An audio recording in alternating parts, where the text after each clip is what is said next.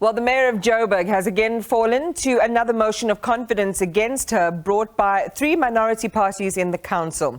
So while the city's political representatives figure out their next moves, residents have to put up with the poor state of services. Who is the next bearer of the mayoral chain likely to be? And how much of a difference is that expected to make? Sysman Motloung is a political analyst and joins me now. Good evening to you and welcome. If you had seen the interviews with Dr. Palatse before, she seemed quite stoic about her fate, saying we've survived so many. Hopefully we live to see another day, but she has not, losing by 11 votes. What are you divining, Sysman, from how this round went?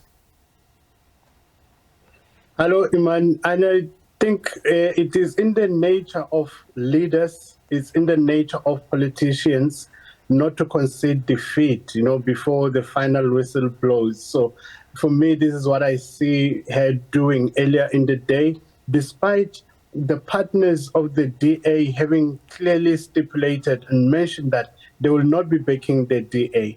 And what I understand from this regard, and you listening to them carefully, is that they have had an outfall in terms of agreements where the DA has been adamant that it wants to become a leader of a coalition instead of being a partner, working with others. So this is what I think made a great instability in this understanding. And what happened now, I think it was given because previously she came back based on a technicality, on something that she already understood was written on the wall. And then it was just waiting it out until finally proper procedures were followed, and then she had to be shown the door. So just a matter of time as the clock ran out on her leadership, in a sense, of the city, Sysman. What is the biggest problem with the instability in Joburg? I mean, right at the very beginning, within 30 days, there was so much instability. The multi-party coalition collapsed. You have all of these developments over the last couple of months. You saw one of the speakers, Vasco da Gama, also falling prey to a motion of no confidence. What is your analysis on this council? Is it to be taken seriously? Yeah, I think every council has to be taken seriously, and very much so in this instance, because as South Africa, especially the local government, we are only coming to realize the dynamics of managing coalitions. And this is what I think, because we have never had it, and political parties, how they approach it, it is retrospective, that we go and see how many seats we procure, and then after elections we only speak on how we manage power.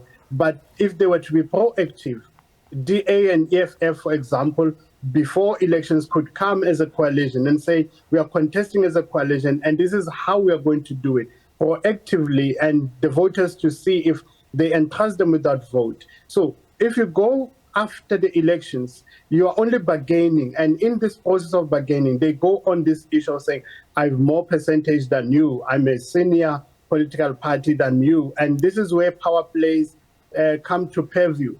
It also goes to the speaker, where you see all political parties in some way or another, they fall back to that default setting of seeking power.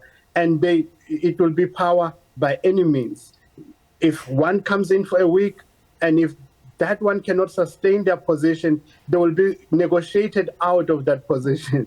Now, it is what is happening now. It's important for us to understand how we manage this going forward, because it seems to be to become a norm in the near future that we are governed by coalitions in many municipalities and possibly at the national level.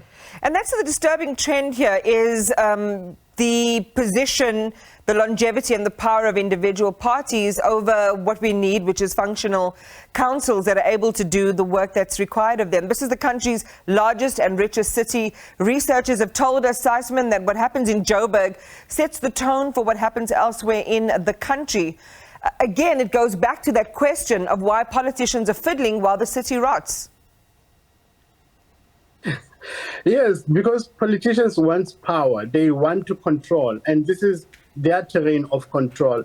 The services, we understand them as representatives in the council, But what do they do mainly is just to ask a particular municipal department, why have you not collected waste in a particular ward? Why is the particular ward not provided a road, or potholes are not closed? They are mainly monitoring services. The core and the nub of service delivery lies with administration. The officials who have been appointed professionally based on what they studied at school. Those are the people who provide services under a leadership of a municipal manager. Now, what we see, the dysfunction aspect that we see in the council says to us, they will fail to represent the interest and champion the interests of the people in terms of holding these departments, municipal departments, or the manager accountable for the standard of service delivered. And I mean, let's not forget, of course, the indebted levels, the levels to which the city is indebted. Just on their fleet management book alone, we understand an estimated 87 million rand in debt, and then you can raise a whole lot of other examples. But these developments now over the last couple of hours are a fresh example of unstable governance. It seems we're starting the year on a troubling note. What is your prediction then of how this is all going to play out? Yeah, the issue of indebtedness, I think, is one thing we should really look carefully at. We have heard of several municipalities where Eskom would attach, or Rainwater would attach or cease providing services because they cannot honor their debt to a service provider. And this is exactly what's happening with the city of Johannesburg. And going further, irrespective of who you bring in, even the new mayor has to confront the challenges that Dr. Mpo was confronted with. They will have to go maybe outside as well and borrow money. And you borrow money because the service users are not paying for electricity. They're not paying for their rates and taxes. Now, a political leader that I feel could come in now is somebody who will be confident enough, bold enough to confront the public and present the financial status and say, we're in a dire situation. Unless you contribute some monetary provisions for us to work and root out corruption, because some of the allegations around Palani was that she did not go out to investigate certain cases that were raised to her. So this is essentially what this council will be confronted with going forward. We are only waiting for the next local government elections to see if ever there's one party that can have a majority. Otherwise, this will be a standard feature where there will be one mayor removed and another coming, because there's that disagreement in terms of sharing power. Yeah, there certainly has to be a maturation of coalition politics in South Africa, especially as a number of pundits are saying that's probably the direction we're going to go in. Who do you think's going to succeed her? Oh, that one I cannot answer because there were two names being punted out. And for me, I was hoping Action SA would want to take a bite at it, or the Patriotic Alliance. But these are two also came and said, we don't want part of it.